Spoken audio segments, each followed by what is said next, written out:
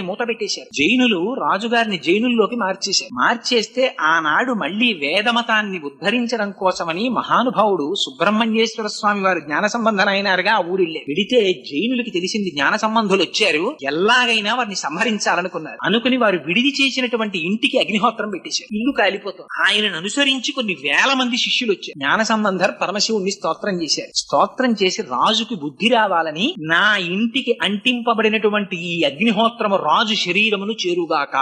మరి నోటి వెంట వచ్చినదే సత్యం అయిపోతుంది. రాజుగారి ఒళ్ళు కాలిపోవడం మొదలెట్టింది. వైద్యులు దగ్గరికి వెళ్లారు. వెడితే స్త్రీ పురాణంలో రాశారండి, అరిటాకులు పట్టుకెళ్లారట. పడుకోబెడదాం లేత అరిటాకుల మీద. అరిటాకుల మోపులు కాలిపోయి, జైనులు నెమలి ఈకల విసిరికర్రలు పట్టుకెళ్లారు, అవి కాలిపోయి, మంత్రాలు వేశారు, తగ్గలేదు. అప్పుడు ఆయన భార్య శివభక్తురాలు. ఆవిడంది, ఊరి బయట జ్ఞాన సంబంధం ఉన్నటువంటి విడిదిని మీరు కాల్చారు, అదే కట్టి కుడుపుతోంది, నా మాట విని జ్ఞాన సంబంధాన్ని పిలిపించండి అని పిలిపించారు.